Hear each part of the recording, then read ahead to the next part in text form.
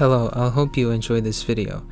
Today is a new series I'll be starting, which is a full tech tree review video, and this is my first iteration of the series.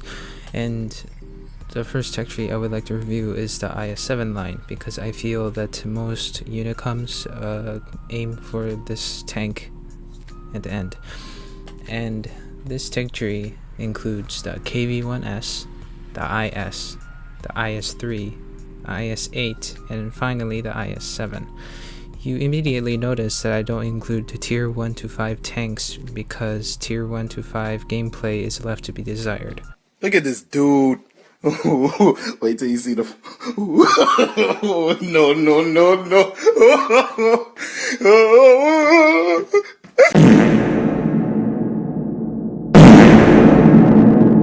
So moving on to the KV-1S. So the KV-1S works best when it's trading shots against other tanks. Its long aim time and poor dispersion make the tank only usable in frontline situations. You can either try side scraping or hold down. Your armor is not good enough to tank the same tier or a higher tier heavy tank, such as the T-29. So it is best to use your armor against mediums or light tanks by side scraping or hold down.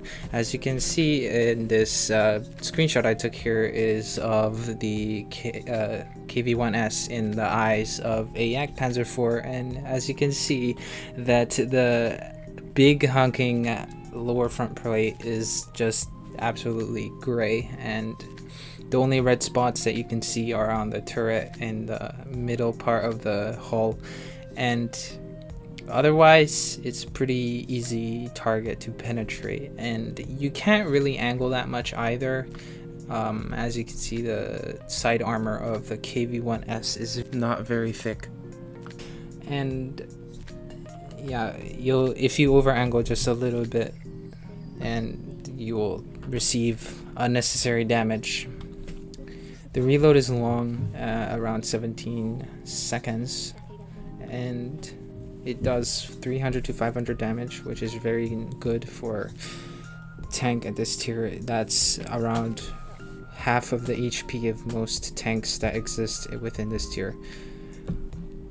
And so with one shot off, you can easily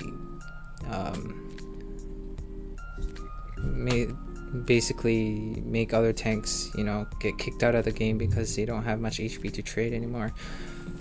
That's the main reason why this tank is so good at trading.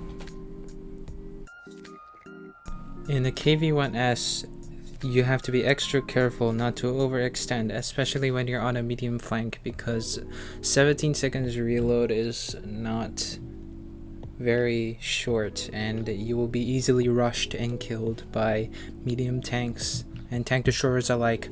There is an option to mount the 85mm cannon on the KV-1S, however, I really do not recommend that because the penetration is subpar, and low damage is not really the thing for heavy tanks at this tier.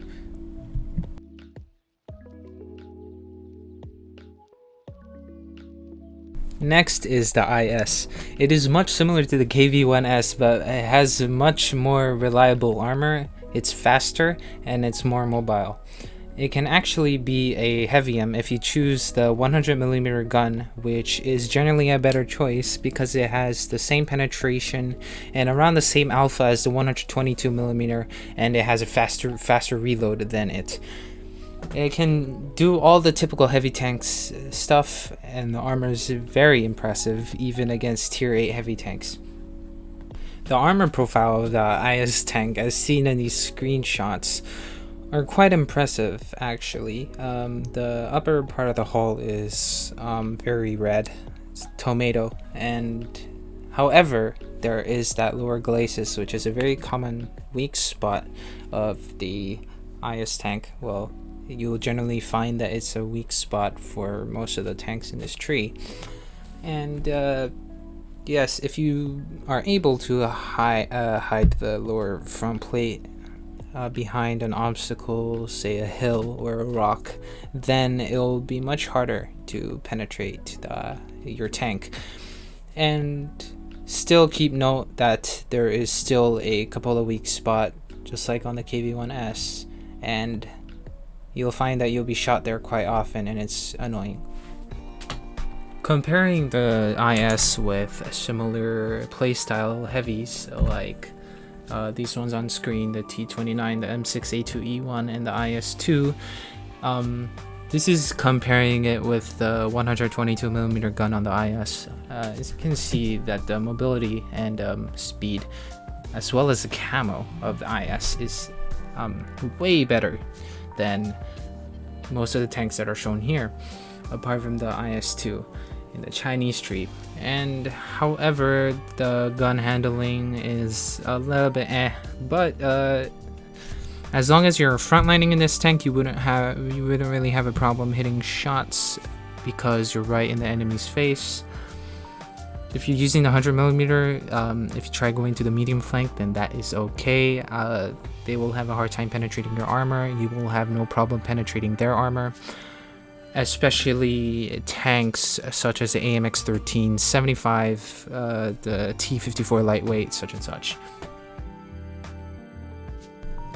Moving on to the IS-3, it takes all the features of the IS and makes them better. More armor, faster, the turret that is impenetrable besides the cupolas, albeit they are quite small, so people wouldn't even bother shooting it.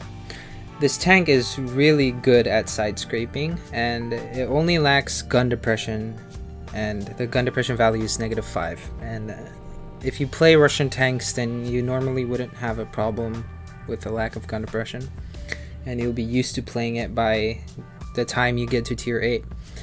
And the IS-3, a skill that is necessary to learn, and it will increase your win rate and damage output by a lot, would be side hugging, and the IS-3 is one of the tanks that excel in that kind of maneuver. The IS-3 is very fast, but it is not maneuverable at all. The hull armor of the IS-3 is not very good, and they will penetrate you all over, apart from certain mediums and light tanks. So I suggest going to the medium flank to harass the mediums there, and make sure you secure the medium flank so that the mediums can go around and start farming the heavies that, you know, have to now concentrate on 2 different fronts because their mediums died. Overall, the IS-3 is a very nice heavy tank. If you like a heavy in playstyle, then the IS-3 is the tank for you. You can skip it if you want. If you have enough free XP, that's totally fine. From the IS-3 to the IS-7, I suggest using the same equipment loadout that I have on screen, which is gun rammer, improved modules, and improved optics for rank 1, enhanced gun lane drive, improved assembly, and engine accelerator for rank 2, and a vertical stabilizer, toolbox, and a consumable delivery system for rank 3. Now next is the IS-8. Personally, the IS-8 is my most favorite tank in this tech tree for the main reasons, because it's fast, it's very fast to reload, and it is very punchy. So the IS-8 takes a different route from previous tanks where they were mainly focused on armor, but IS-8 is more of a heavy medium. Its gun is actually quite accurate, unlike the previous tanks. It's also one of the fastest heavy tanks in the game. It plays as a medium tank supporter. It can brawl other heavies, maybe the slow ones, but not the more versatile ones like the E75, M103, or the Conqueror. Tier for tier, it is the best tank in the IS-7 line. And truly, the IS-8 is really something that everyone has to try out when they go to the IS-7 line. The DPM is very insane, and when faced against tier 8s, you can go heavy flank, and some tanks will have a hard time penetrating your armor, especially the turret. The turret is troll, it can bounce a lot, However, when faced against tier 10s, I suggest going the medium line, because I am pretty sure you do have around 9 seconds of reload with a 122mm gun, which is very impressive at tier 9. And getting shots off on mediums and securing the medium flank for your team is important, especially on maps such as New Bay or Alpenstadt or maps like that, which are dependent on the medium flank winning in situations.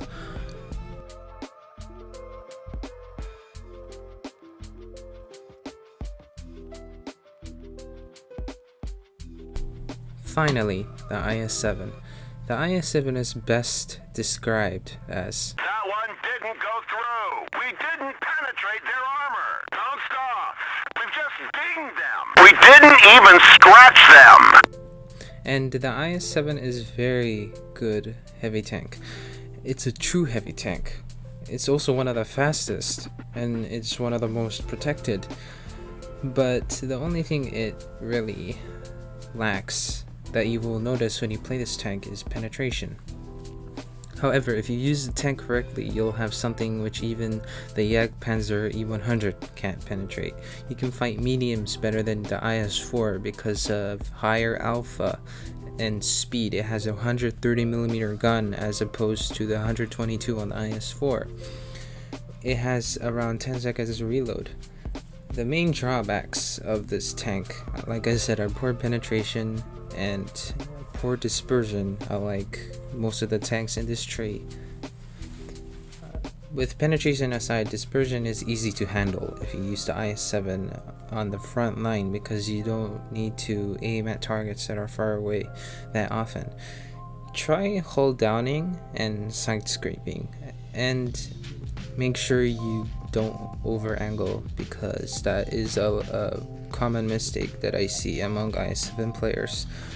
And if you like the IS-3, then the IS-7 is also a tank for you, because it also can side hug, and if you learn this skill, it is going to help your gameplay a lot.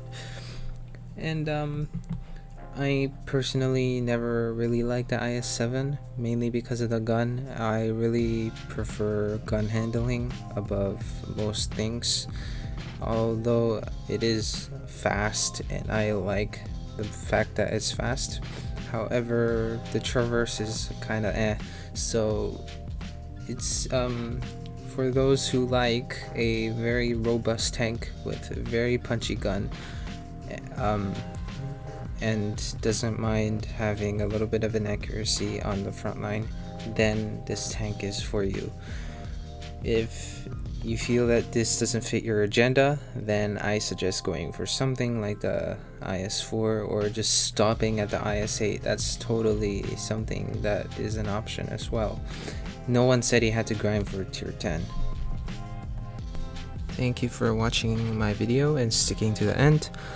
I hope that this video was found useful by some of you. Expect to see videos like this more in the future.